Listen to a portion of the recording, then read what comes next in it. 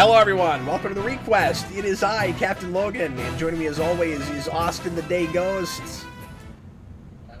How's it going? We've got a special guest tonight on the ReQuest, which is unusual for us. It's usually just me and Austin, but we felt like we desperately needed help on this one. So I have brought in my 10-year-old son, Freddy. And Freddy, this might officially be your first actual review on the channel. I'm not sure about that. Will this be the first time you've actually reviewed a thing? Probably. Freddy's been on some video game streams, and he's been on at least a couple of commentaries. You've done some Power Rangers with us. Yeah, I did the blind commentary on, what was it? Cosmic Fury? Cosmic Fury, yeah, which was great. But yeah, Freddy is the only one of the three of us that is qualified to be here. I'm not sure why this one was requested, but SS Jerry asked us to review what is widely considered to be one of the worst movies ever made, and what I'm sure a lot of Dragon Ball fans would consider the absolute worst movie ever made. Austin, this for the longest time, I think for 10 straight years, was the lowest rated movie on Rotten Tomatoes, and as of last year, this may have changed, but as of 2024 anyway, it remained the lowest rated movie on Letterboxd with a 0.09. Fascinating. I did not know that. I did a little bit of research, as I usually do, just to pad this out, because I have very little to say about this. But I'm going to do my best, and Freddy has a lot of thoughts. I have a lot of thoughts. So, Freddy, give us your background with Dragon Ball Z. Because everybody knows mine. I watched 5 episodes of Super, I think, for ReQuest. And Austin and I reviewed those, and that's literally all I've done with this franchise. And we liked them fine, but I've never gone back to it. Was it Super? Oh, I wasn't there. I wasn't there for that. Oh, you weren't there I think it was for that. I think it was me and Jason. Yeah. Okay, so I guess that's what we do with Dragon Ball reviews, is one of my kids comes in, and Austin may or may not be there. Yeah, exactly. Yeah, exactly. But Super is the second series that brings in his son Gohan and all of that, right? Where he dies in the first arc, and yeah, where Goku dies in the first arc. Mm-hmm. Okay, I'm just making sure I know what little I've seen, but I actually at least sort of know about that. Anyway, so what is your background with this? Okay, so Dragon Ball Z, or was that Dragon Ball Z? No, Super is even after that, isn't it? Dragon Ball Super is after Z. Yeah, okay. It's Z that we watched some of. That's what it was. Anyway, this is how little I know about this. Go ahead. So Dragon Ball Z. Why am I here? Like, why do I have to do this? Anyway, go ahead. Okay, so Dragon Ball Z it starts off with Goku is training with Master Roshi, and then his brother comes from space and then starts fighting him, and then his enemy Piccolo has to team up with him to stop his brother. Yes, this is coming back to me now. And to do so, Goku has to sacrifice himself so that Piccolo can do the Light of Death. Well, thanks for catching us up to speed on the last thing in this franchise that I reviewed. But tell us what your background is just with Dragon Ball in general. Oh, with the beginning of Dragon Ball? Yeah, just what you know about this. So, like, Okay. how much have you read? What have you done with Dragon Ball? So, I have read everything. So, at the start of Dragon Ball, he's like a 5-year-old, and then he like meets all these people. Yep. So, Bulma is the first person he meets, and then she has this Dragon Ball scanner, and she works for like a company that makes tiny capsules that hold humongous things. Hey, that's all in the movie, so it's perfectly represented. This sounds Yeah, familiar. look how authentic it is to the source material. Well, you don't have to just give us a synopsis of Dragon Ball, but I just wanted you to tell everybody what you've read and like how much you see. So have you seen like any of the cartoons at all? So, I watched the anime up till Future Trunks comes and kills Frieza Okay. in Dragon Ball Z. I haven't watched. And somebody very much mentioned that more. we actually watched Dragon Ball Z Kai, which is all the filler taken out. So is that what you were looking at also? Dragon Ball Z Kai? Yeah. Yeah. Which like takes the like long boring sections out. It makes the fights like 30 chapters shorter. Well, that was one of the big things that I felt made this really inauthentic to the source material, Austin, is that just I mean, the fight, the battle scenes are very fast. Yeah. No, I mean it's like some of the fighting game movies where it's like people fight for like 2 seconds, and it's like that's the main thing you want to Yeah, see. that's what you came here for. It's not like Mortal exactly. Kombat, where like the whole movie is just fight after fight after fight.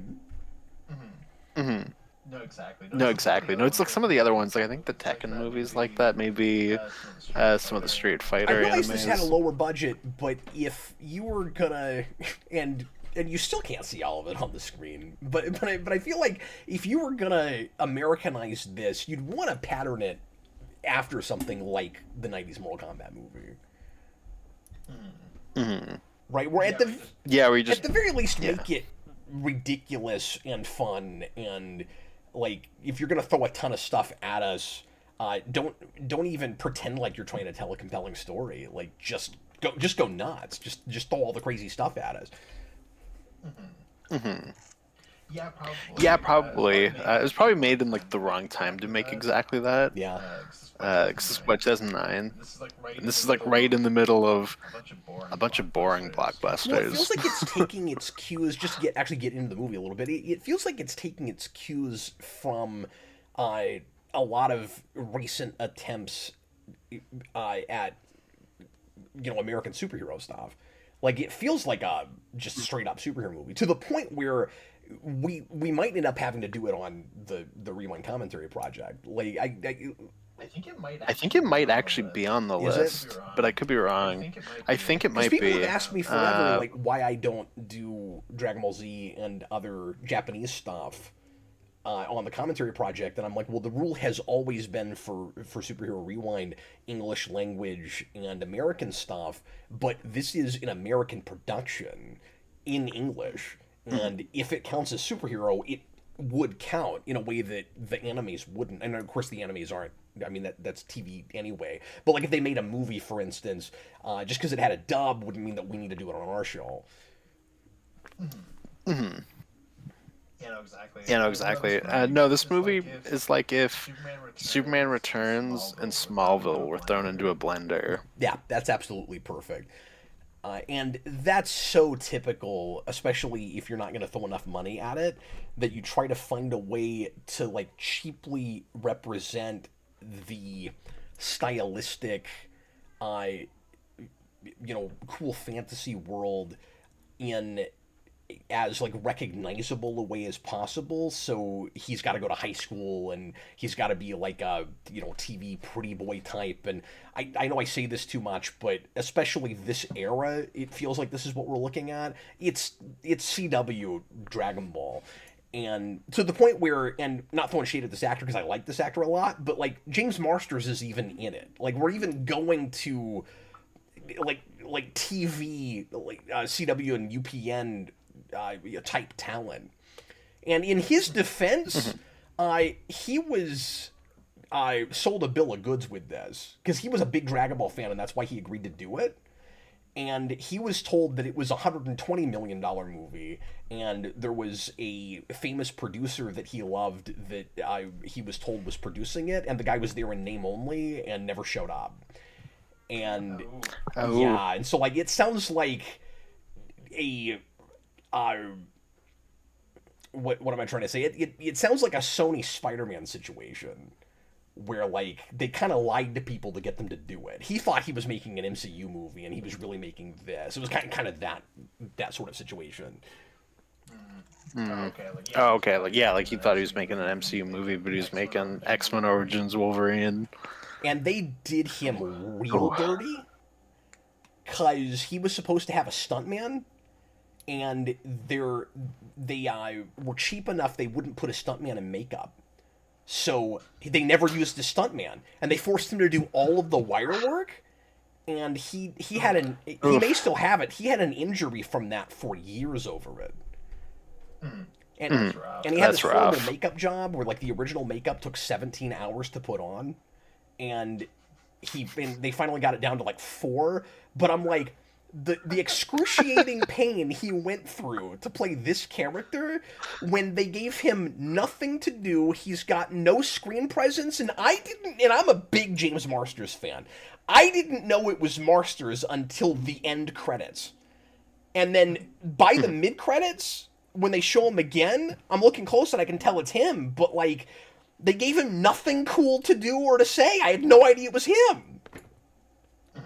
Well, because I looked at the cast before I started it, because I always think Aaron Paul is Goku in this. It does kind of look like Aaron Paul. But he just kind of vaguely looks like It could have been, too, because Aaron Paul was also in some CW type stuff before he got bigger. But of course, this would have been after Breaking Bad started, so it wouldn't have been Aaron Paul. But yeah. So I saw Marster's name, and I was like, oh no, because I like hate Spike and Buffy, and then it didn't matter. Like you can't even tell it's him. Yeah. So it's like, oh, this could have literally been anybody. No, it could have been. And so like, I don't know. That bothers us for different reasons, because I love that actor, and I think that's. Well, I was gonna say it's decent casting. It's a decent casting choice. Although with like what little I have seen of Piccolo, I still don't see it. Like, that's not even that character type, really. At least he was green, I guess. Yeah, I guess. That wasn't a given. So, Freddy, what was this experience like for you? Most of it was just not Dragon Ball. At all. Give us some examples. One, he lives in the city, not the forest. When he goes to Master Roshi's island, it's not even an island, it's just a big house in a crater for some reason. Piccolo never uses the Dragon Balls. He never says that he wants immortality. He just wants the Dragon Balls for some apparent reason. Yeah, I was going to ask you about that. Austin, did we miss a throwaway line somewhere that gave him a motivation any deeper than just, like, Power Ranger level villain take over and or destroy the world? I mean, like, what is he after beyond that? I don't think so. Like, I'll admit, there's like a point where I'm like checked out, where I'm like, this is going in one ear and out the other, so I could have missed it. But no, I feel like it is just kind of generic villain man. Like he just kind of pops in and he's like, I'm gonna get the MacGuffin.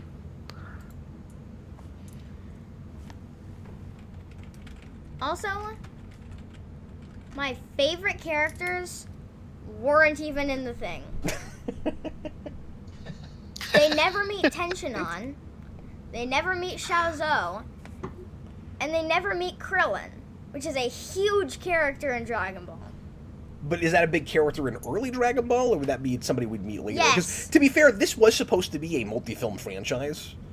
Yes, and you can tell that huge character. I was going to say, you can tell that they thought they were going to get more, but it's that problem, Austin, that we get with so many franchise starters, where we're real timid and we're trying to appeal to everybody, so we don't actually appeal to anybody. We're simultaneously like cherry picking from various eras to create one story. So it's like you're truncating a story that goes a lot longer and then taking elements from even sequels of it, but then you also think you're gonna keep going. So like, it's sequel baiting really hard, but they're also packing too much into the first one. Mm-hmm. Yeah, like they're not entirely sure what to do with this. No, that's absolutely fair. Well, and they're trying to appeal to too many like different demographics in lots of ways. Some of that is in doing the multiracial cast thing, which I know really pissed off a lot of Dragon Ball fans.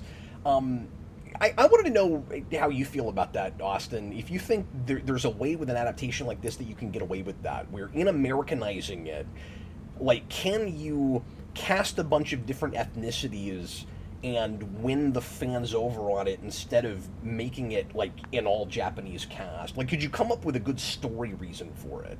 Because I felt like a totally American looking Goku, like, the fans aren't going to want that and they're going to complain no matter what you do. But I feel like if you're going to do that, at the very least have a story explanation for it. He is supposed to be from another planet. Like, he wouldn't necessarily look Japanese. Like you could explain that. Yeah, I mean, I don't really have an issue with that just offhand. It's kind of like that the Ghost in the Shell remake, where like I don't think them casting like Hollywood like American actors is the issue with that movie. That movie has a billion issues, but like I don't think that's necessarily a problem. No, and if that movie had been incredibly well written and well acted, and people still didn't like it because of that, like, I would I would respect that as a complaint, but it's not the reason the movie didn't work story wise. Mm-hmm. Mm-hmm. No, exactly. But this one also wants its cake, like, and wants to have its cake and eat it too. In that there's like a weird mix of race in the movie. Like, I said to Cap off camera that Goku's family dynamic is like if Vanilla Ice was the grandson of Jackie Chan, and it's like like these people don't look related in any way. It's so weird. Well, and apparently, and I forget his name because I just don't know this material, but apparently the creator of Dragon Ball at one point said the only person that probably could have played Goku would have been Jackie Chan when he was younger. Like, if that had worked out. Okay, I mean, well, because Goku's kind of like comedic, right? Like, that's like a thing with him. Which would make sense, like, with Jackie Chan. Like, you have the martial arts aspect, like, he can fight, and he's also a funny guy. And you can tell that they're still trying to go with that, but just the brand of comedy in this isn't funny at all. Mm-hmm. I felt like... No, it's very awkward. Tell me if you had this, Freddy. I felt like, from the start, they were trying really hard to realize exaggerated, like, anime Japanese comedy in live action. Because my first thought was, oh, this is just going to be really stupid slapstick comedy. And then I'm looking at things like that opening scene with Goku training with his grandfather, and like the fly goes in his mouth, and just some of the like exaggerated facial expressions and responses and things, and I'm like, if this movie was like clever and creative enough, I could adjust to it, because I think I know what they're doing. Because I've seen enough anime to go, like, if I'd never seen any anime, I would have thought that's just dumb humor. But then I'm like, I think they're trying to translate something that's hard to translate to live action. Yeah, that could be. I mean, you have a mix of that, and then just also some like really awkward like teen comedy stuff. Mm-hmm. But what did you think of the comedy and the like exaggerated expressions and things? I thought it was cool. I didn't think it was really funny. I didn't think it was like a comedy thing. Did you feel like it was similar to the way the book reads or the show is? Kind of. Kind of? Yeah.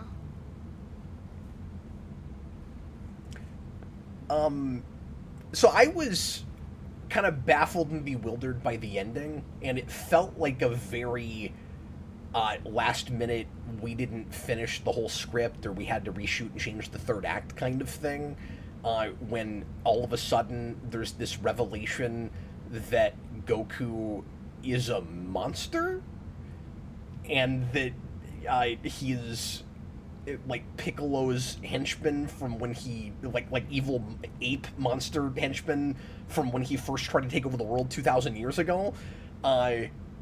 Yeah, I was able to follow the plot that far, Austin. I'm sort of proud of myself. But he's aware. Yeah, he's like a werewolf guy, and all of that confused me. And I looked at Freddy and I was like, "That's not comic book, right?" And he's like, "No, that's not what Goku is supposed to be."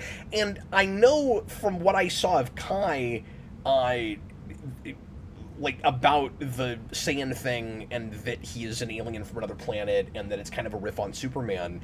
And I'm like, okay, is it both?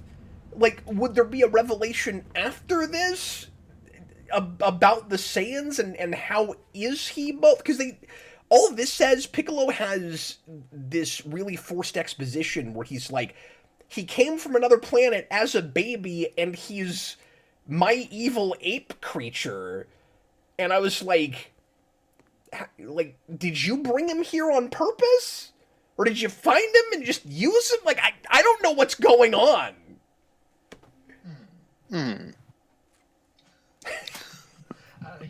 He just becomes the werehog at the end. But I guess that's like a Dragon Ball thing, so it's like, we gotta get that image in.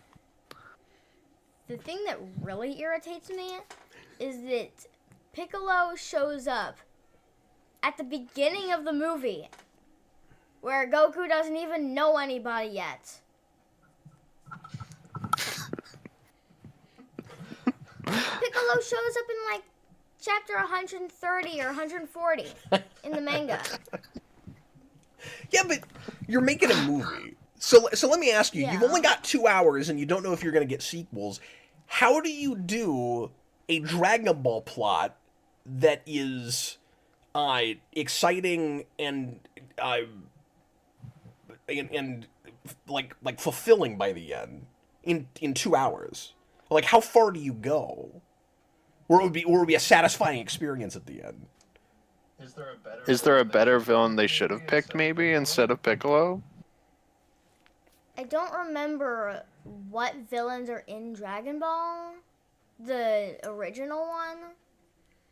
I know that because you've read like 900 chapters of this. Yeah, and I haven't really read it in a while, so I'm kind of rusty on it.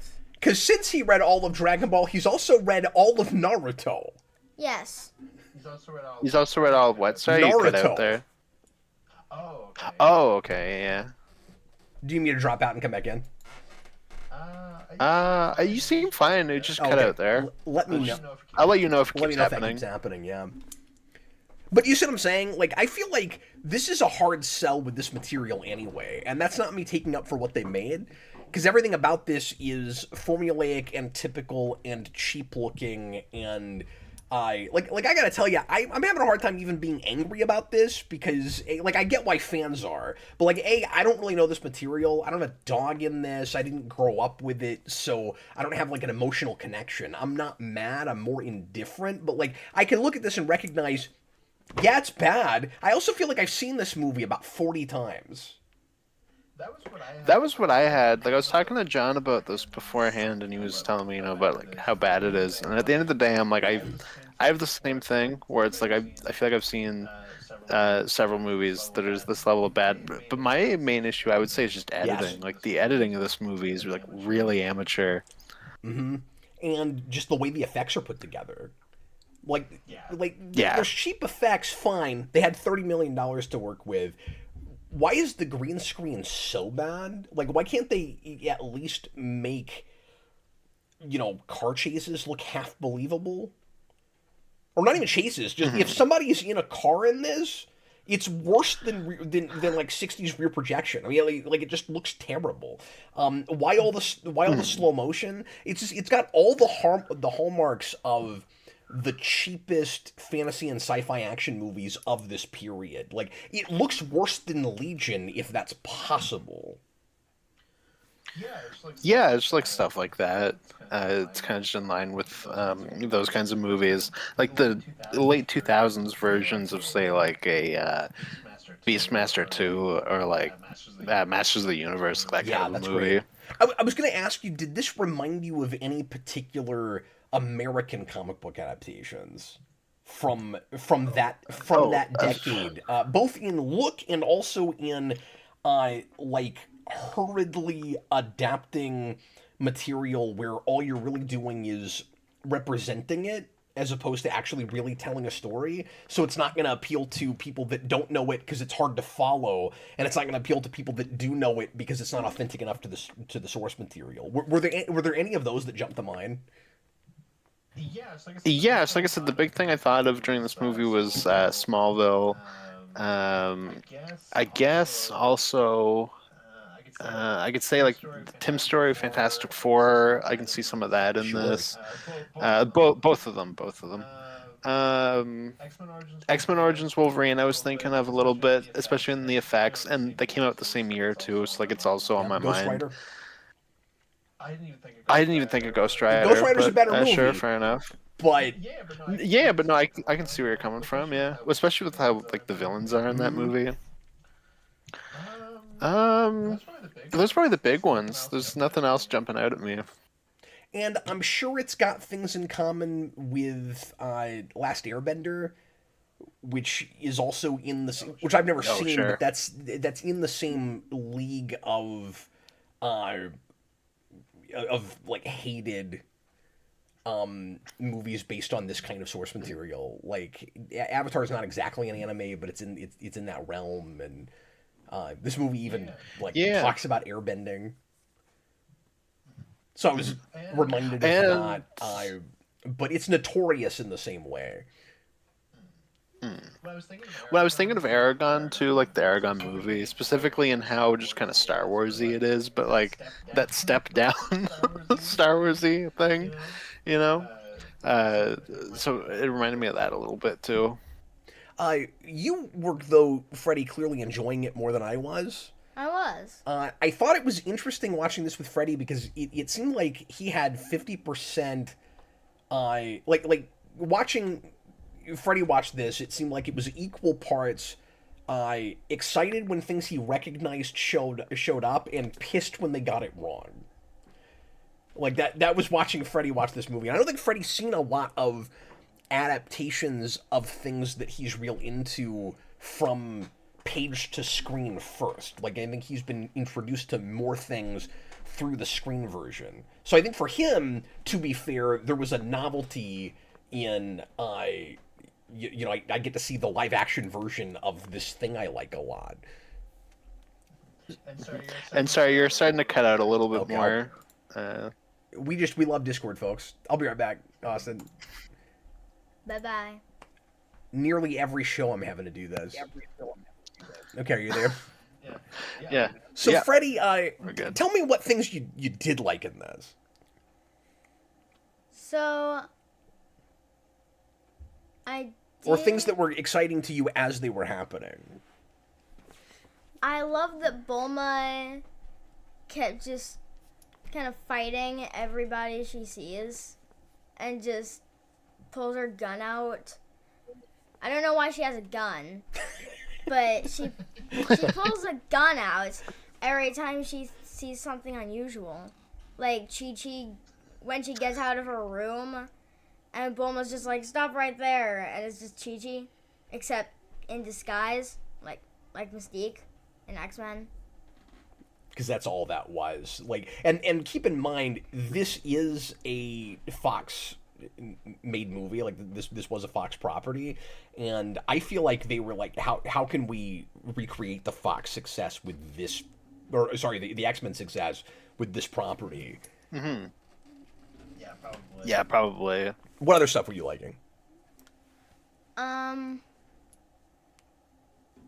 did like the fight with Piccolo and Goku. At the end? Yeah. Like, pre or post Werewolf? I guess they have a big fight after he Yeah. In a really easy, contrived way, manages to get his regular form back. You know what that felt like to me, Austin? And I think actually this is also Fox, if I'm not mistaken. That felt like trying to turn Goku, for no reason I can think of, into Hellboy? Oh, okay. Yeah. Because it's like he's destined to be a monster. Even though that's not, as far as I understand it, a Goku thing. Yeah. Well, then he chokes out his master and kills him. I'm still stuck on this. I meant to finish this thought up earlier, Freddy, but I'm really confused about what the grandfather was actually gonna reveal to him on his 18th birthday. Like, all of this in the first act is really awkward, where he goes to that party where he's invited by Chi-Chi, and of course, we have to have really convenient timing where he's meeting her for the first time as Piccolo shows up, and like all these things are coming together. Can't they just already be friends at school? Couldn't they just be dating in the first place? No? Okay. But then you can't have Spider-Man, Smallville, like, love hijinks. People in the comments were mentioning Raimi Spider-Man 2, and they were definitely ripping that stuff off. I'll get to Super Chats here in just a minute, but thanks for the support, guys.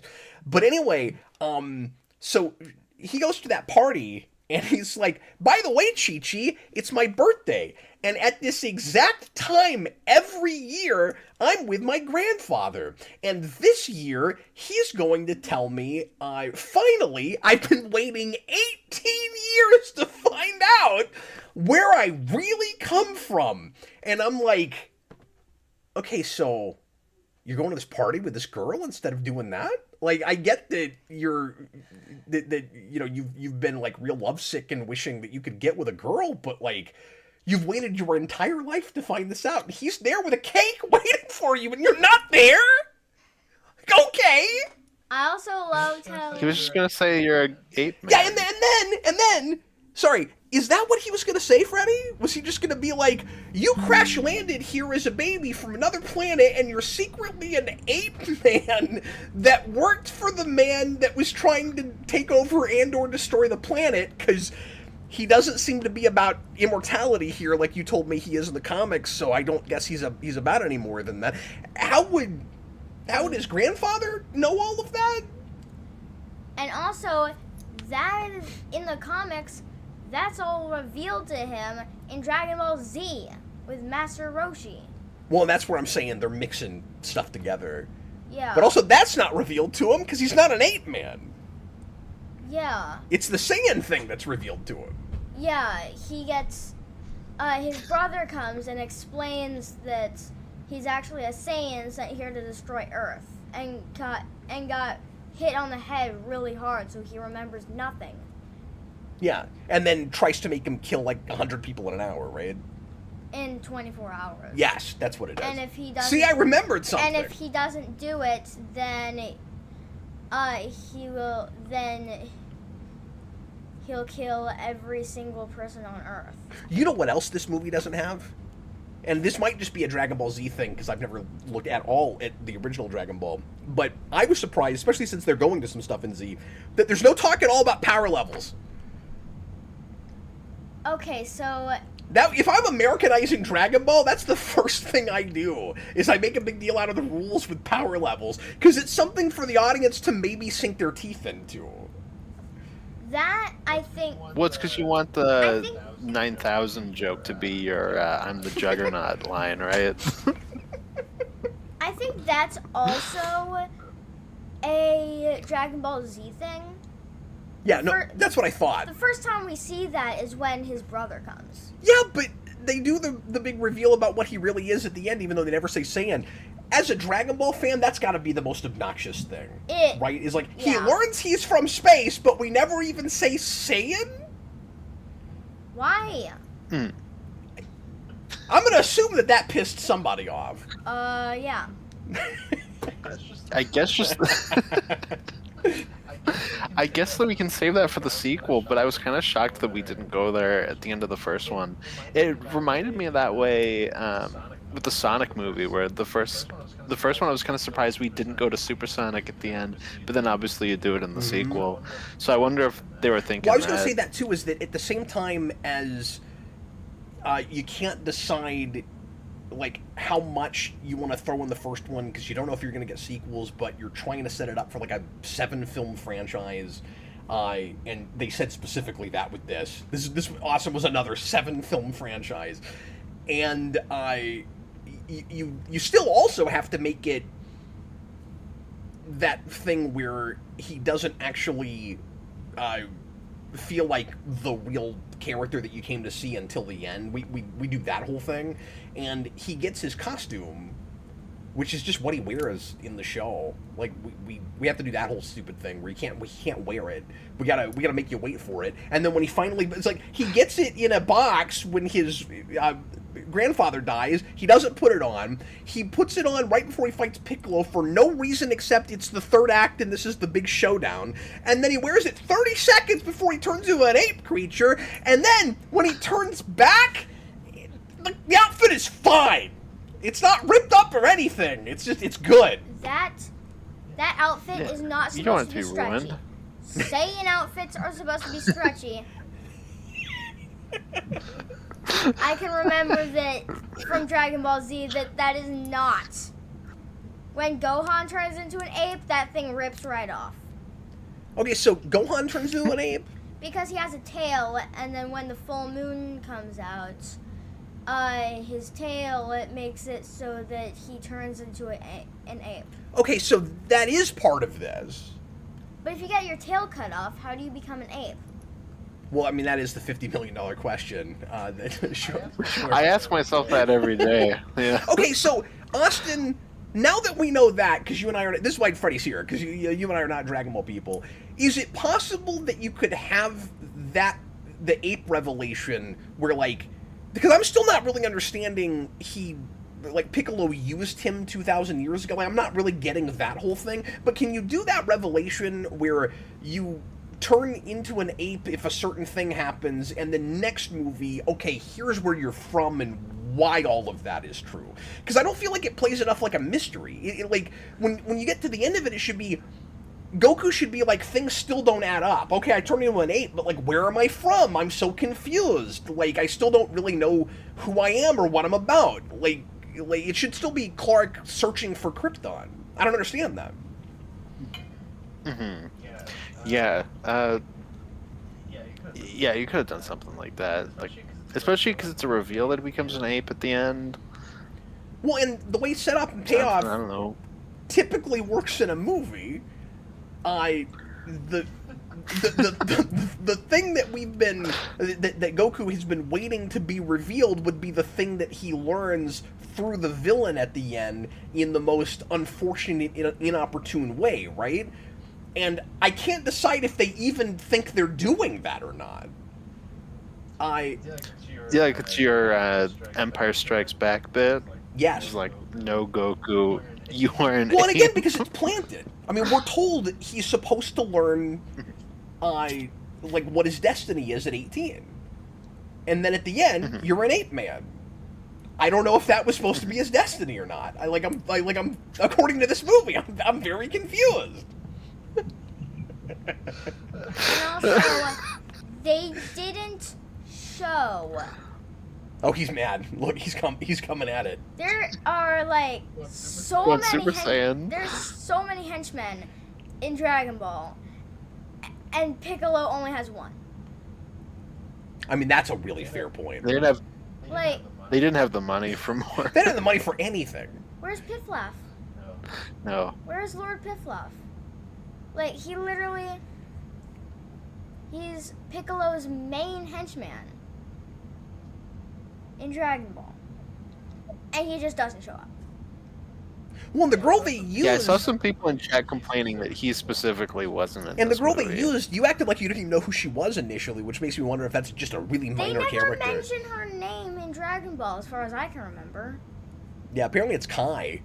But and I Yeah. looked that up, and she was... So there's a list of henchmen Piccolo has that I guess is he has a society of them, and she's the last one listed. She's the girl in the red dress. Right? That's who that is? I can't remember what she was wearing, but just the woman Oh, okay. that shapeshifts. Yeah, well, because she kept coming in, I'm like, that's the woman from Resident Evil, Oh Ada Wong. yeah. And it was, She seemed like a cross between. Again, they're definitely looking at X-Men real hard. Like she seemed like a cross between Mystique and Lady Deathstrike. mm-hmm. Yeah, Because she says nothing and she turns into somebody at the end. This is how superficial this movie is, guys. This is all I've got to go on.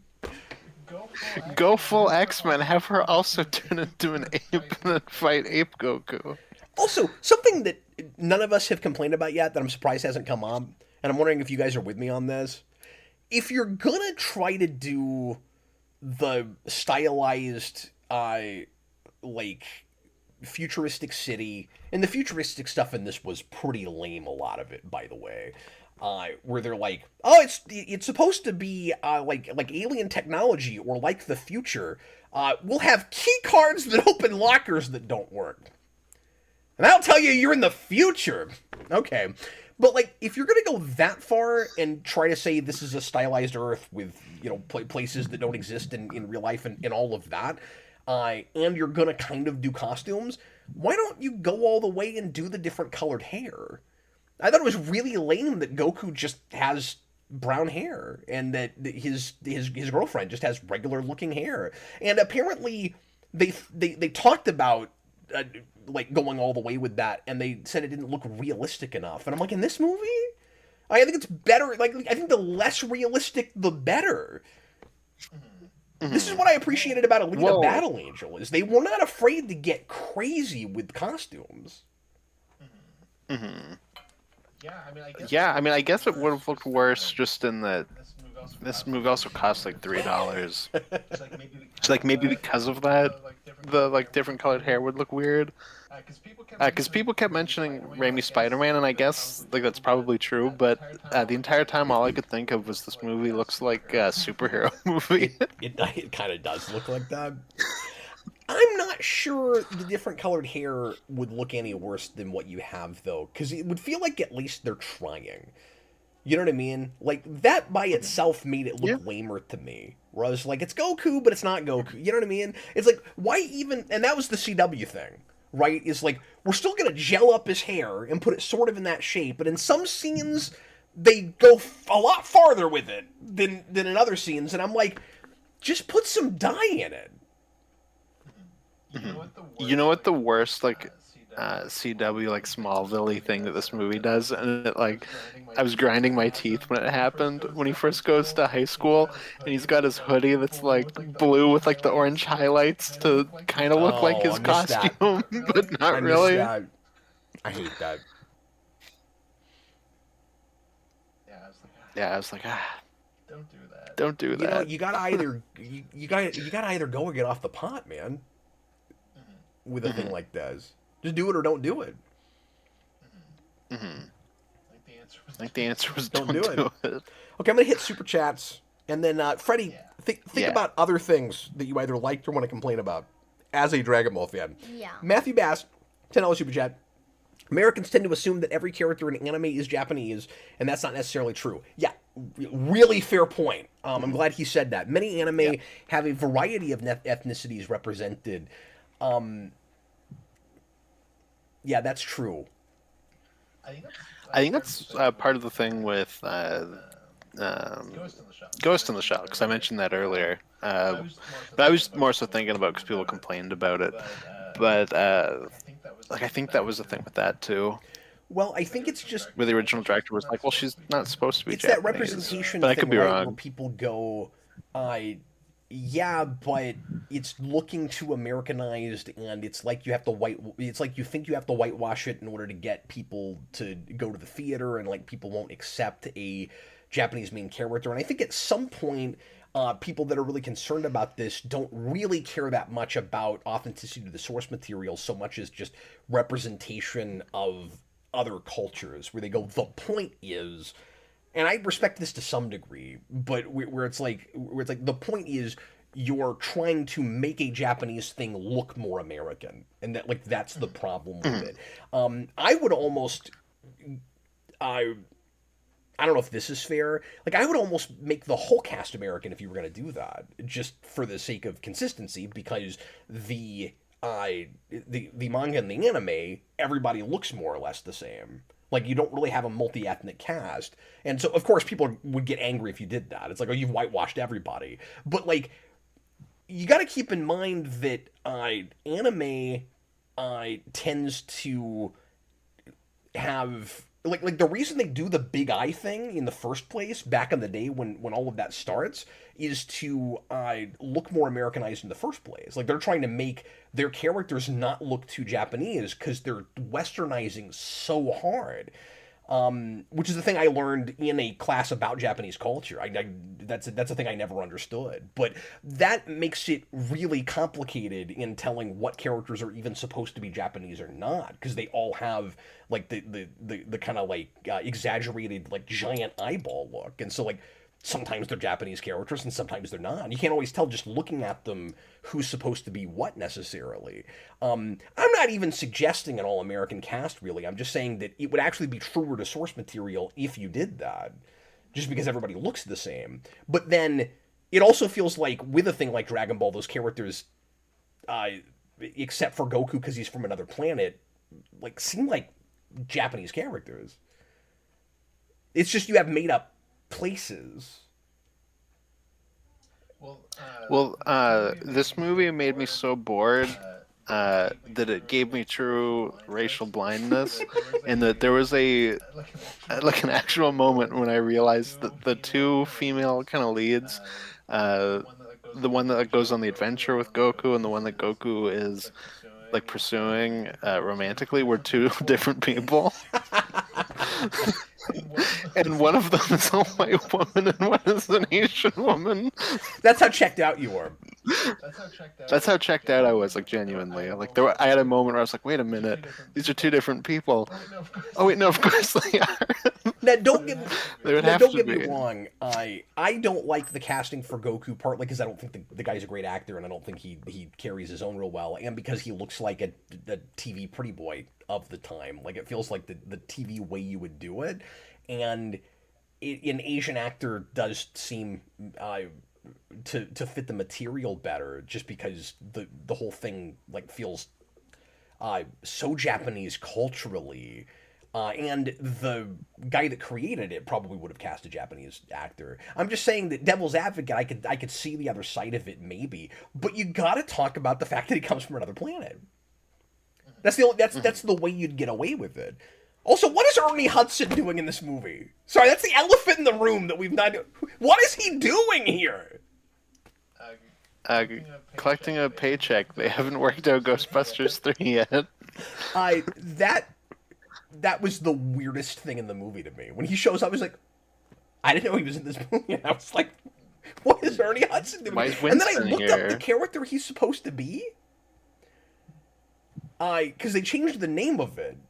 But he's apparently supposed to be this, like, tiny, like mentor guy with a mustache that is just a completely different body type. Like, forget ethnicity. And I was like, how is he that character? And I don't know.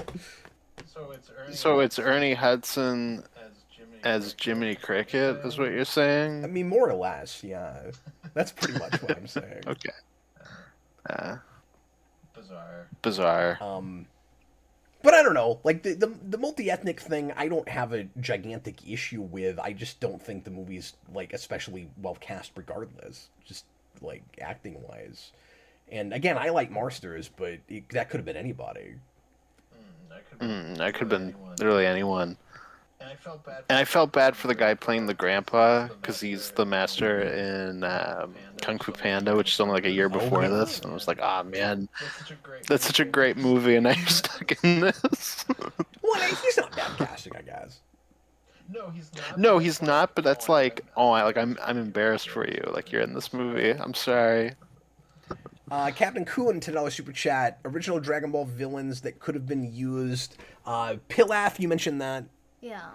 The first villain of the series. The other villain is the Red Ribbon Army from the third arc. Yeah, the Red Ribbon Army. Which an animated adaptation used instead of Pilaf. Okay, so the Red Ribbon Army, I forgot about that. The Red Ribbon Army, I think, also wanted to take over the world. and basically built like castle type things in random towns and just took over the towns. That sounds really menacing. And then Goku had to come in and destroy the Red Ribbon Army. Yeah, that wouldn't have been a bad way to start. Mm. The only issue with that is your army would be 2 people. Because we can't afford more people. But no, that would have been fine. And then you could have had like your big, like before credits or maybe even after credits thing where it's like, oh, and now Piccolo's coming, like get ready. I can sort of see the argument that like Piccolo is your main villain, he's your arch nemesis. And so it's sort of like what we were talking about last week, Austin, with Superman, where it's like, yeah, you want to do Lex early. But if he doesn't show up in the books until 130 issues, I mean, I could see why fans would be like, why do we have to do them already? But I guess the trick is just, can you even do a real satisfying, like, first outing with this in just 2 hours in a movie? Or would you want to make it more of like a multi-film epic that you shot a lot closer together, like a Lord of the Rings or a Harry Potter or something? That's what I'm thinking, is that this was just the wrong format for this. Like, you don't adapt this as a Ghost Rider, you adapt this as a Harry Potter. Yeah, sure. Well, and then, you know, like in the Lex comparison with that, like, would it be that, or could it be more something like a Green Goblin, where, and obviously with Green Goblin we did do him first in the Raimi movies. Like, I feel like that is a villain that's better to build to. As opposed to doing him right away. So, like, it could be that kind of a situation, too.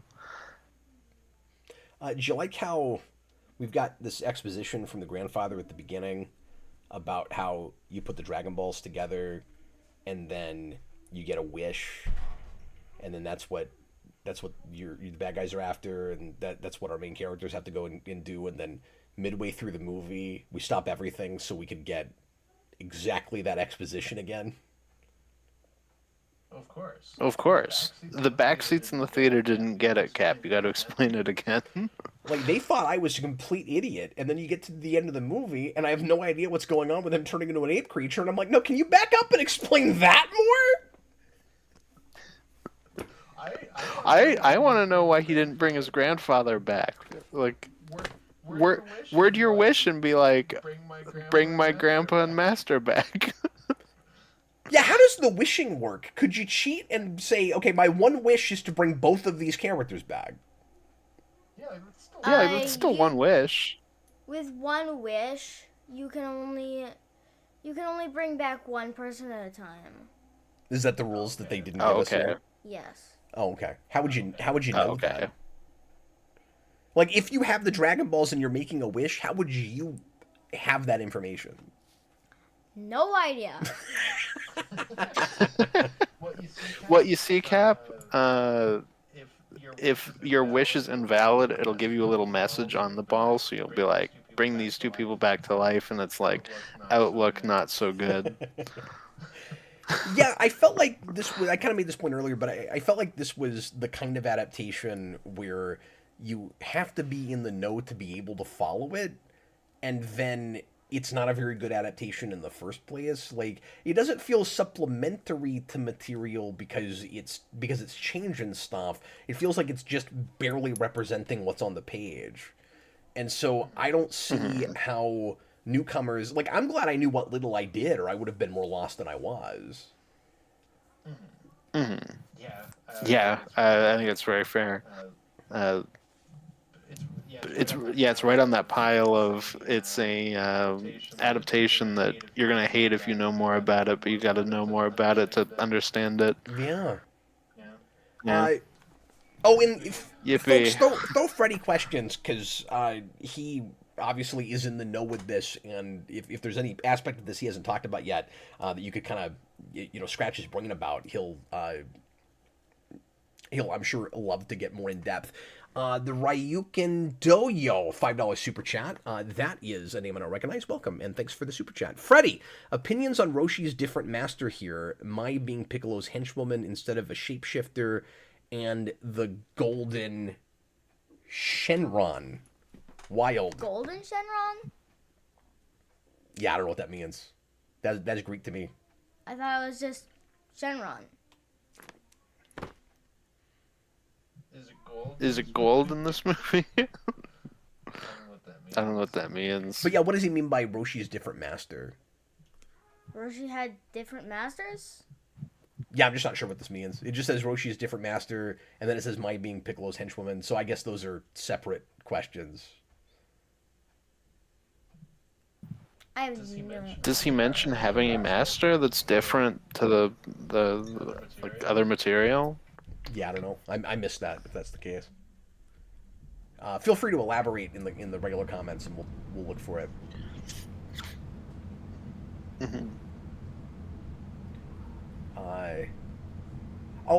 Maybe Mai wasn't Piccolo's henchman originally, because I thought she was in a list of his henchmen, but maybe she was part of a different gang or something in the comics. Do you remember it all? Because you acted like you didn't even know who that character was. There is a girl henchwoman in Piccolo's army.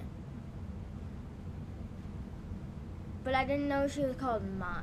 You even had to explain to me how she shapeshifted, because I didn't get that when I was watching it.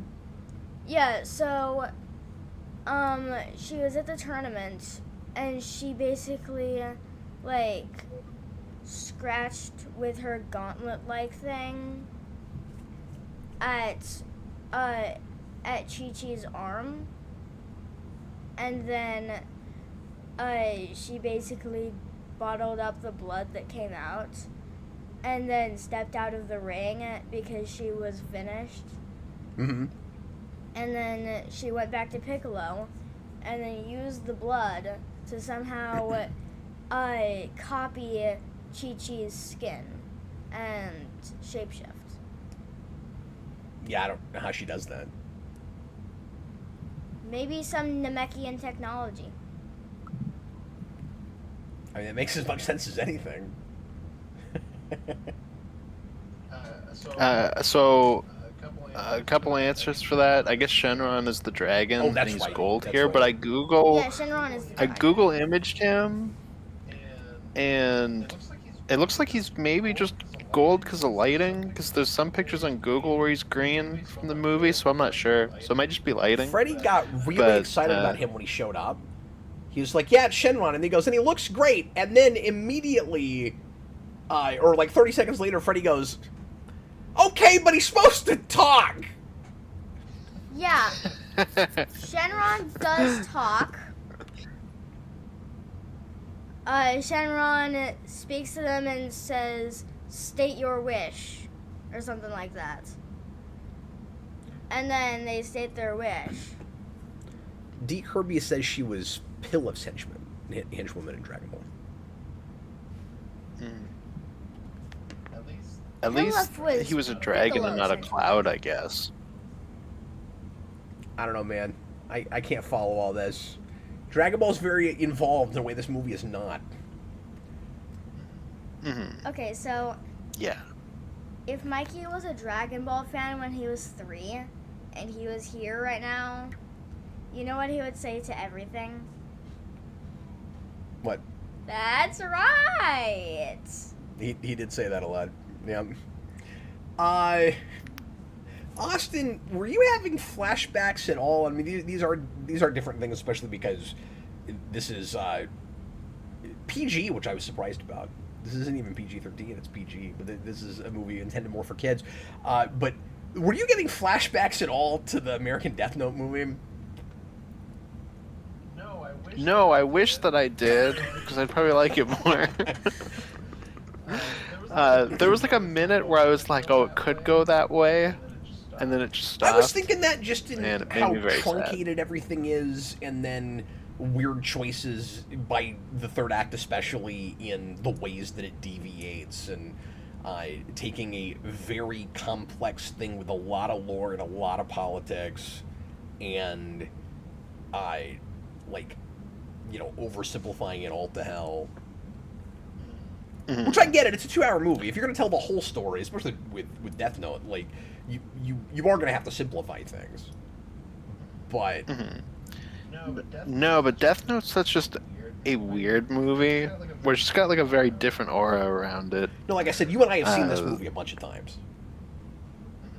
Yeah, this exactly. was real plug-in for a formula. And there's obviously aspects that are very typical of Netflix Death Note, but it's also just like a very weirdly put together movie where I'm like, it all comes together in a final product that I've never seen before, and it makes me happy. They're different in that you just made me think of this. That this is trying to force it into American superhero movie formula, and that was trying to be like a Blumhouse horror film or something. Well, and one of the funniest things, now that I think about it, is that that movie's looking quite a bit at Final Destination and some of its kills. This is that director. This is made by the director of the original and I think the third Final Destination. Exactly. And it may not shock anyone, this is also the last movie he directed.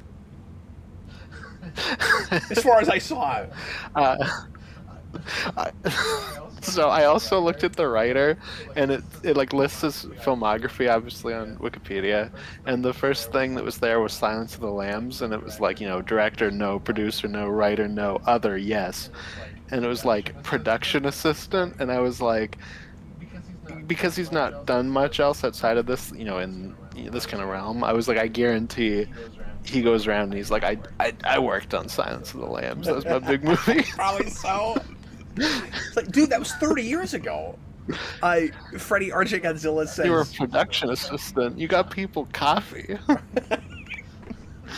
RJ Godzilla, what's crazy is Namekians in no way have technology. They're basically all farmers. That's true. So how did he get a shape-shifting machine? Because Earth doesn't have any. No, and we're not dealing with magic potions and stuff. Nicholas Bodo, this movie was made by Jonathan Demme? I'm not sure how you pronounce that guy's last name, but yes, that is who that is. No, that's not the director of this. The director of this was like James. Oh, I thought that Wong, was. No, you're right. It is James Wong. Who's Jonathan Demme? Because I saw his name earlier too, and I was conflating it. But yes, maybe it is the producer. It is the final Let me destination. see. My least favorite thing about Goku in this movie is that he doesn't have Kintoin. What does that mean? It's a flying cloud. Oh, you kept waiting for that. The whole movie, Freddy was like, is Goku gonna get his cloud? And I was like, dude, this movie does not have the budget for a cloud. Jonathan Demme is the director of Silence of the Lambs. That was a joke that completely went over my head, and I feel like a doofus. Okay. But yeah, I wasn't thinking that either. I lost brain cells watching this. That's gonna be my excuse. No, with the cloud thing though, like with the Shenron thing, I think he could have been a cloud. Like you could have gone that route and made it cheaper. So it's like at least they made him a dragon. But as for this actual cloud guy, that's funny that well, it's not a cloud guy. He flies around on a cloud. He flies on a cloud. Oh, okay. Well, that's probably. I know at least that much. I mean, that's kind of an iconic image, like Goku flies around on a cloud. Oh, okay. Yeah. Sorry, I was looking that up while you were explaining it, so I missed part of the explanation. Right. I can tell you were divided. Your attention was divided. We've done this long enough that I can tell when Austin has no idea what the hell I'm saying. Kintoin is just the main thing that Goku has. And you can't make a Goku without Kintoin. Oh, you can if you're the CW. Or Fox being the CW. That would be in the sequel. His grandpa would be like in heaven, and he'd look down and he'd be like, "Goku, my grandson, I give you a cloud." And then he reaches down and hands it to him. Oh my God! You know what adds credence to your? I love what you said earlier, Austin, about how he doesn't even bother trying to bring his grandfather back. Because like I get, your friend just died, but like your grandfather also died, and that kind of set all this in motion. And then what adds insult to injury is his friend comes back to life and is like, I was really happy in heaven. It's like the Buffy thing in season 6. It's like, you pulled me out of heaven. And it's like, maybe his grandfather's having a horrible time in heaven and wishes that he'd be brought back. He actually went to hell. Like, I don't know. Yeah, you never know. Uh, That could have been your sequel, bait. The grandpa comes back. He's like, by the way, you're 18 now. I can tell you are a Super Saiyan. you're a fan of two properties with characters that fly around on clouds. Can you think of another character in a thing that you're into, Freddy, that flies around on a cloud? Mario? Ninjor. Oh, Ninjor. Yeah, Ninjor flies around on a cloud. Mario flies around on a cloud. From Barry. Okay, that's true. Mario also flies around on a cloud. My mind went to Mario too. I was like, there's that guy in Mario that throws the hammers down That's at true. you from his cloud. Why Or not does he hammers, not it's throw the down little cap- hammers? He throws down spiny eggs. That's true. He does throw down Smileys. Yeah. Yeah. Well, I got them mixed up with the Hammer Bros, but yeah, you're right. A hammer Lakitu would be amazing, though. I feel like both of our geek cred has been just slammed this evening, Austin. We've been completely obliterated. Well, I get nervous having to talk about giant franchises people are big fans of that I don't know jack for anything about. Thank you for saving us, Freddy. Remember when you did Not Spawn Year? I didn't finish it. I did about a quarter of a year of Not Spawn Year. What about it? I do remember doing that, yes. I was just wondering why you didn't finish it. I got really busy that year because your mom got pregnant and stuff. Oh. But I've always wanted to come back and do more single issue comics like that. Tomb. So let me get this straight. We're an hour into talking about this terrible Dragon Ball movie, and you want to take this opportunity to give me crap for not finishing a series on the air? That's what. Well, you guys look forward to seeing Freddy in 5 years for his next review. Hey. Are you serious? I'm trying to know. Hey, do you remember when he did Not Spawn Year? Yeah, it was cool. Why the hell did you quit doing that, Dad? Remember when we did Simpsons Season 5 and Pirates 4 as a commentary? Because I don't. You remember when you guys did things people actually cared to hear you talk about? And we get that more on announcements for ReQuest than anything, where I'll announce some really obscure thing that somebody requested, somebody has paid us to talk about, somebody comes back, why are you talking about that, not this thing you've never finished that I really care about? And then here we are on ReQuest, and Freddy's like, why didn't you finish that, Dad? Why are we here talking about this crappy film? I didn't know Lakitu could throw piranha plants.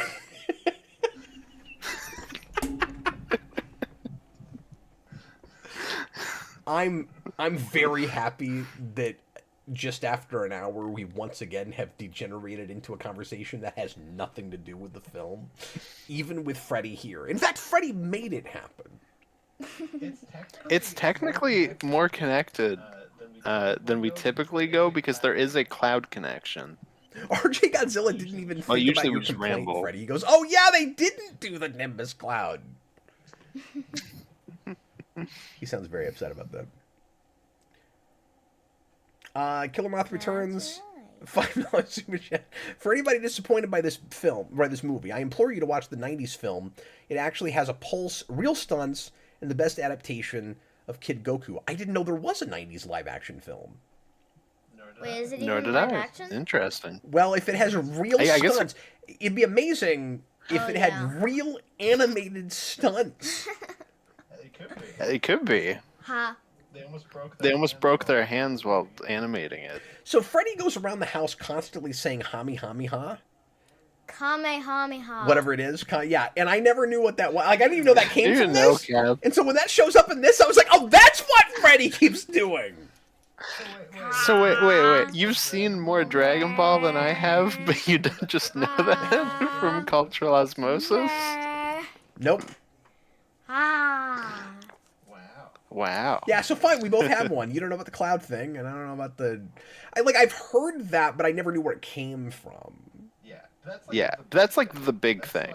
That's like, I don't know, the thing says it's clobbering time. Like, that's like the big Well, thing. for the longest time, That's like, I confused it with the Shoryuken thing, because I also wasn't a Street Fighter guy. And they're like the same That's what I was thing. going to compare it to, yeah. Yeah, I was gonna say it's like that. Like if there's anything you know about Street Fighter, it's I mean, Dragon Ball probably that. fans are going to give me crap for that. You're like, no, it's not the same thing.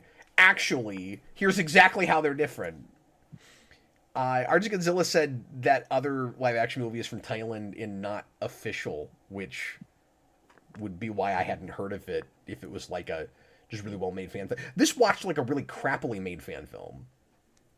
Like, were you having that too? Like the whole it just feels like a bad fan film thing.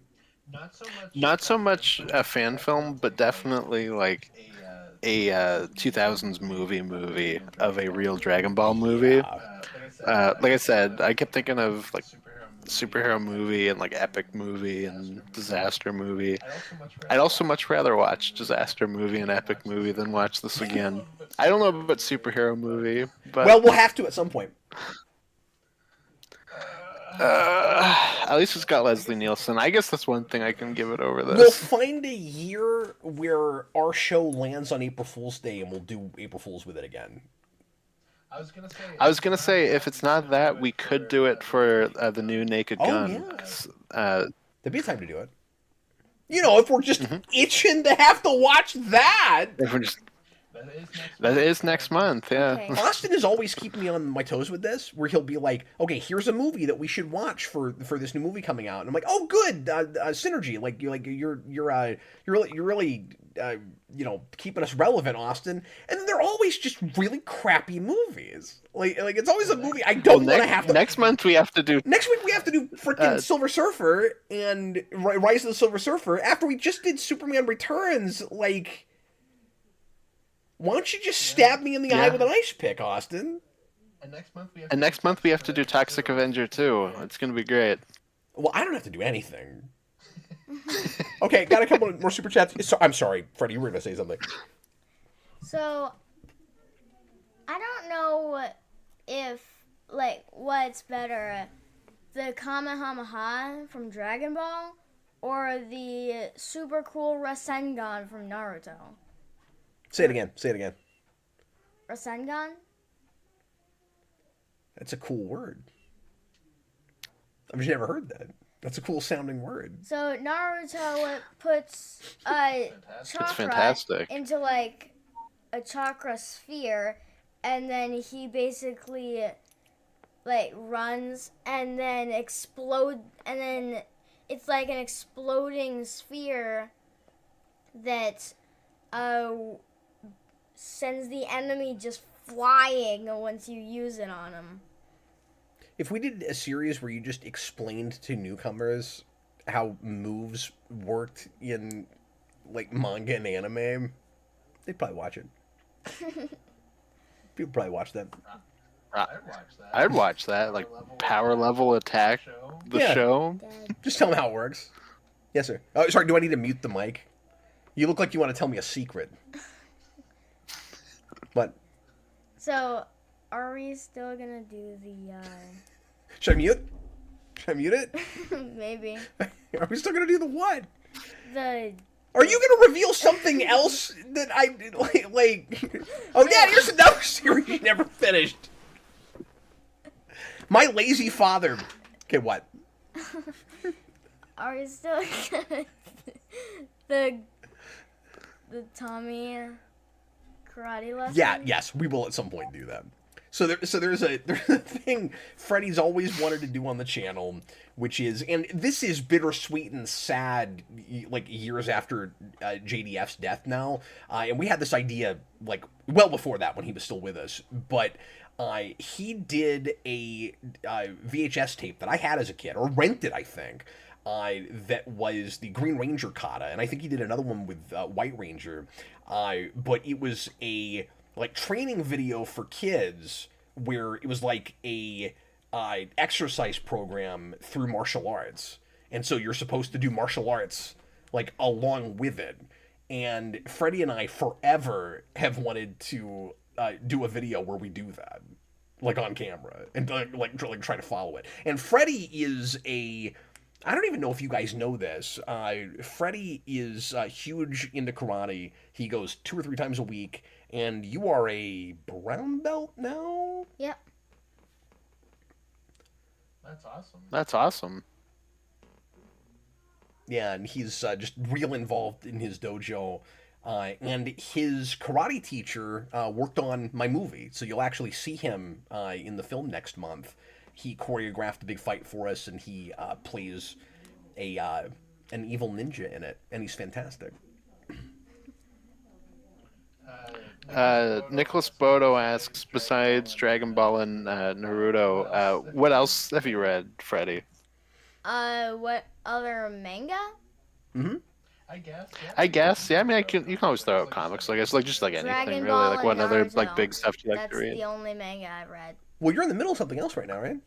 Or was it like a Naruto spinoff?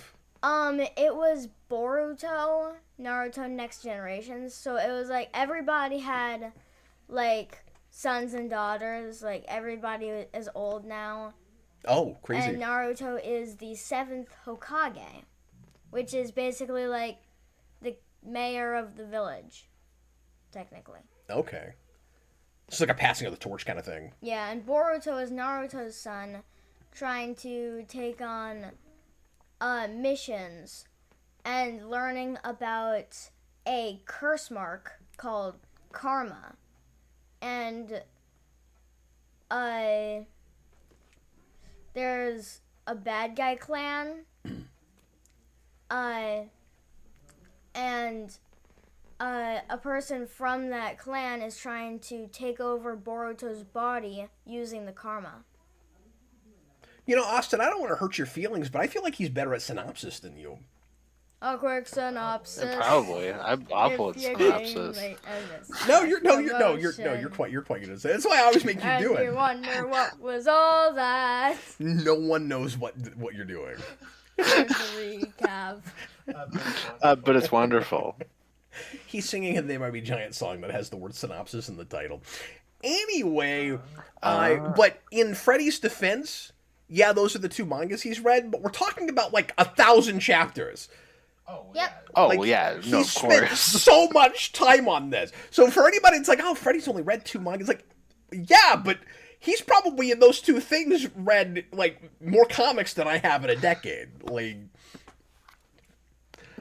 but real quick, can you name a couple of like American comics that you've read recently? Because I've thrown you some stuff. You've been reading some things. Yeah, so I've been reading Sonic the Hedgehog, IDW, and I've also been reading Night Quest. Oh yeah, he's been reading through Nightfall.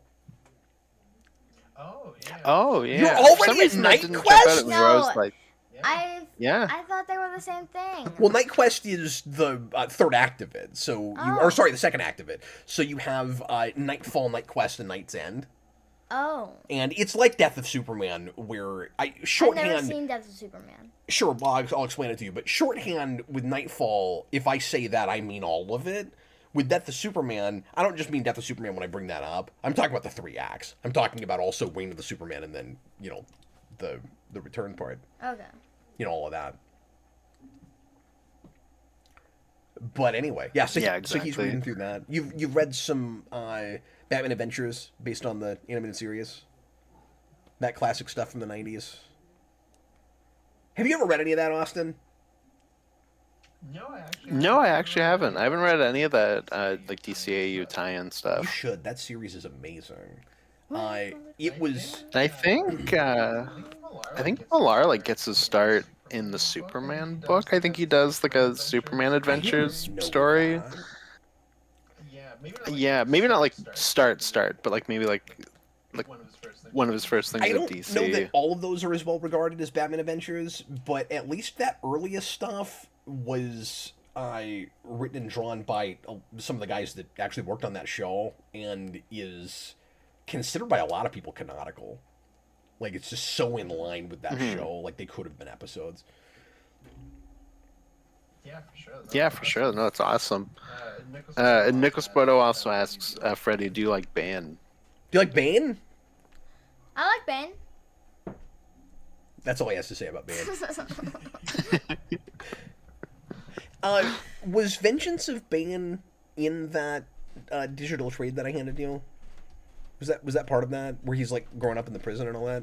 Yeah. Oh, so you read that? Mm-hmm. Oh man. Yeah, he's that's kind of finally violent. put on. Did that the mess Bane you suit. up? Did I? Did I ruin you by giving you that? No. Oh, that's good. There's some kind of messed up stuff in that. Be like Bane? Yeah. Is he pretty scary? Well, he killed a bunch of other people in the prison. I remember that. And then there was a teddy bear that fell. You remember that? You remember that? Do you remember he got attacked by a shark? Yeah. Yeah. It was after that shot with the teddy bear. Every time he dies, he grows stronger. That always stuck with me. And lives. That's Doomsday. No, that's Bane. Bane doesn't die. Like. No. Yes, he does. It's metaphorical. He dies and then comes back to life and is stronger. That's not. That's Doomsday. That's not. That's Bane. In Nightfall, I'm not getting involved in this. No, it's not. It's figuratively what happens. It's the opposite of literal. He doesn't actually die. Doomsday does. Anyway, let me read these last super chats. We'll finish the show up. Okay. Killer Moth returns 49 super chat. I'm sorry. I already read that one. Okay, we've just got one more then. Captain Coon, $5 super chat. Guys, Roshi was easier to bring back since he was still waiting in King Yema in Otherworld. He sends people to heaven, or HIFL. Well, the movie didn't make it especially clear. Yeah. Yeah, I don't know. Braden Atkinson, this can't be a fan film since no one who worked on this could be a fan. Yeah, when I said that, I meant more in just the way the action's handled. Like, it's so amateurish. Mm-hmm. Yeah. Yeah. Like, imagine... I mean, we've had fan films like that, too, where it's like, oh, you don't get this. That's true, too. But, like, a fan film made by fans that don't really know what they were doing would look like this, except Goku is wearing his traditional outfit the whole film. Mm-hmm. But genuinely, if there was a fan film of Dragon Ball that looked like that, I think is it like a 70s fan film? The Spider-Man Death of Green Goblin one. If there was a Dragon Ball fan film that looked like that, it would be so much better than this. It's like, oh, that's just endearing. No, that's absolutely true. Dan Schneider, you read Spawn when you were his age, Cap. Come on. Yes, fair enough, but like all your kids are different, right? So I would not have been worried about, and I'm not throwing Freddy on the bus when I say this, but like Freddy's sensibilities are just different from Jason's, where he doesn't like real violent, scary stuff. And there have been movies that I've taken to in the theater that Jason would have had no problem, that Freddy wasn't sure he wanted to stay during. So when I hear I accidentally gave Freddy Vengeance of Bane and I wasn't even thinking about it, I'm like, oh, I don't know if he could handle that. Like, I don't know if he would just put that down. So that's all I meant when I said that. I don't actually have a problem with him reading it, but it's just books are kind of fine. But if I'm watching a movie, it's easier in comics. Yeah. Yeah. Mm-hmm. If I saw Bane do that in the theater, I would probably want to leave. Yeah, totally fair. That makes a lot of sense. I haven't even shown Freddy the Batman. Like, I'm just not sure if you'd... The Batman. I'm not sure if you'd like it. Mm-hmm. Yeah, and there's some pretty rough stuff in that movie. Mm-hmm. Especially with the rat stuff. And that's, you don't even really see anything, but just the implication of that is really messed up. No, the Rat King is not in Batman. Does anybody else have a question for Freddy about Dragon Ball or anything else? Because he's not on a lot, and I know this is going longer than we usually go for ReQuest, but people seem to be enjoying talking to Freddy. So if there's last call, if there's anything else you want to talk to Freddy about, leave a comment real quick. I'll look back through this. Austin, you were clearly in the same sort of indifferent place that I was to this, right? Yeah, pretty much. Like, this is not good, but I'm probably going to forget about it in like 20 minutes. Yeah. Like I said, I can understand invested fans in this being really upset, especially at the time that this is what they got saddled with. Because it's always difficult to get to the same, emotional, vitriolic level that other people have when you just are already invested in a continuity. This is like a Catwoman or something. Mm-hmm. Yeah, absolutely. Yeah, absolutely. But did you have any other thoughts about it, Austin? No. Nicholas Bodo, Freddy's probably too young for the Batman. I think so too. Probably. And he also says I should show him the animated show, The Batman. We've watched some of that. Nicholas Bodo, Freddy, you don't find Dragon Ball too violent? No. Dragon Ball isn't as violent as Naruto. You don't find that too violent? No. I should probably look at that closer than I have. They should put power levels in the Batman. That would reduce some of it. We need to do power level edits to everything. Mm-hmm. Absolutely. Absolutely. That immediately makes things more entertaining. What are you showing me? His power level's 5,000. Get it. Oh, speaking of power levels, because that just reminds me, like, I always wanted the Spawn movie to have the Spawn clock. The third act of this reminded me a lot of Spawn, just in how rushed it is and how it felt like a probably 11th hour rewrite. Mm-hmm. And it has some of the same editing problems that movie does. That movie is still more watchable than this, but... Mm-hmm. I think my favorite character in Dragon Ball... Yes, Nicholas Bodo was asking that. Is between two things. It's between Frieza and Majin Buu. Who's that? So I know who Frieza is. Frieza is Yeah, I have the same the thing. craziest person, and he gets to be the most powerful person in the universe at the end of the show. She got spoilers. But he turns to a good guy, so. Spoilers?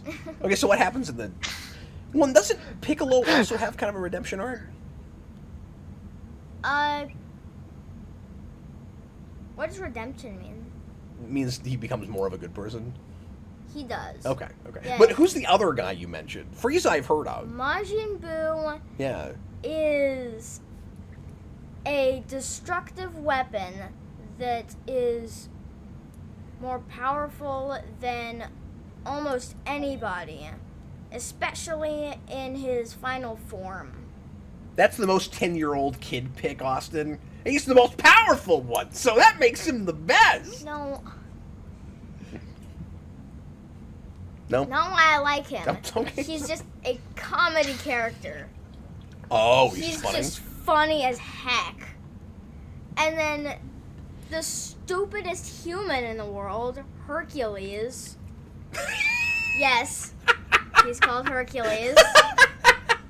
Hercules, the stupidest person in the world. Makes friends with Majin Buu. And tries to show him that friendship is good. And then Majin Buu wants to kill someone just because they killed a puppy. Wait, so it's John Wick? Majin Buu wants to kill a bunch of people just because those people killed a puppy. That's fantastic. That's where John Wick got it, Austin. From Majin Buu, he's the original John Hey, that's Wick. entirely possible, though, because those movies are made by martial arts people that probably know this material. Like, it's entirely possible they were looking at them. Probably not, but maybe. That's my headcanon, Austin. That's my real-life headcanon. D. Kirby, Majin Buu is a pink dough monster that loves sweets. Yes. Yes. Okay. And Cell is also really frightening. RJ Godzilla, I've read about Cell. Majin Buu, yes. Freddy, I Cell's love your really taste. I love Buu, too. People are speaking your language in the comments here, Austin. Or Austin, not Freddy. Not Austin. No, they're speaking a language you and I will never understand, Austin. No. And we're not talking And we're not talking about French. Yes, says Jerry. So, yes, absolutely. Boo Wick. Okay. Freddy, anything else you wanted to say about this movie? Um, Before we finish up? or anything else you want to mention to the audience? Just about Dragon Ball or other shows you're mad at me for having not finished? No. So. When are we doing Terminator Salvation? Piccolo. You and I are gonna have a conversation after the show, by the way, about stream etiquette.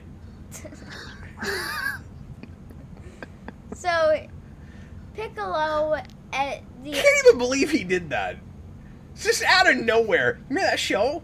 Yeah. What about it? What the hell? What happened to that? Sorry. Go ahead. Genuine question. I'm so listening. Once, in the manga, once they kill, like right before they kill Piccolo, he spits. Spoilers. He spits out an egg that has a baby Junior Piccolo inside, and then There's nothing I've heard that is more Japanese than that. and then it grows up to be even stronger than King Piccolo. But in the movie, they don't do anything about that. King Piccolo's just dead, and no more evil Namekians. Yay! Well, that's not true. He's still alive in the mid-credits. That's why that wouldn't happen. Really? He didn't die. He didn't? No, I didn't I thought he know did. Oh, I didn't even know there was Don't a you remember credit the scene. I turned mid-credits? it off We when watched the it credits where rolled. the mysterious woman walks in. We don't know who she is, and Piccolo's lying in a bed. Because that's how I knew it was Marsters. Because I got one more look at it, and I was like, oh, that is Marsters. Okay. Oh, yeah. It's Bullseye at the end It's of exactly Daredevil? that, yes. Oh. It might have even been part of the movie at some point. Who knows? Mm-hmm. Dan Schneider, $2 super chat. Lord of the Rings commentary, please. The fans want it. Yeah, people keep asking for that. You guys don't want that. That is going to be me falling asleep on camera. Like, and no disrespect, I don't hate those movies or anything. I just think they're slow, and I always have a hard time staying awake watching them. And I'm not going to have anything to say about them. It's just not my thing. It'll be like when John and I and our buddy Noah watched Star Trek the Motion Picture on Discord, and John didn't speak the entire movie, and Noah and I were gushing about how much we loved that movie. And the second it ended, I log on Letterboxd, and it's like 1 out of 5 stars from John. That's awesome. Chewbacca's Lover, did Freddy like the movie, by the way? I'm pretty sure I came in late, Yes. so I missed your actual review. I did like it. You had a lot of complaints, though. I know, but overall it was good. Everybody's speaking your language, except none of them will agree with that. But you enjoyed it just because... I mean, what was the main thing that was fun about it?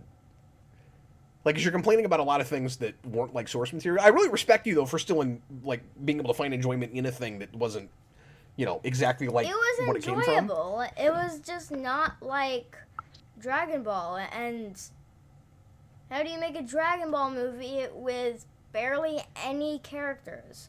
Because, like, in the manga, they almost died because Goku's friends were far away. D. Kirby, I did enjoy the movie when I first watched it in theaters. Amalgamation, fans like myself have complaints, but it's fun anyway. Yeah, so some people still found some enjoyment in it, even though it's apparently the worst rated movie of all time. Yeah. That's something. Dan Schneider, you thought you'd have nothing to say about Pirates of the Great. People are just really trying to get me to do those, Austin. But ended up appreciating a lot of things about it. I'm game to do it and anytime. finding it held up better than you thought. Yeah, but those are at least, like, rousing adventure films. Like, they're not... Yeah, Lord of the Rings is They're too. not boring. And like Nicholas Bodo says, do the extended edition, you And I'm cowards. not saying everything about Lord of the Rings is boring. It's just not my cup of tea, just the way those movies are paced.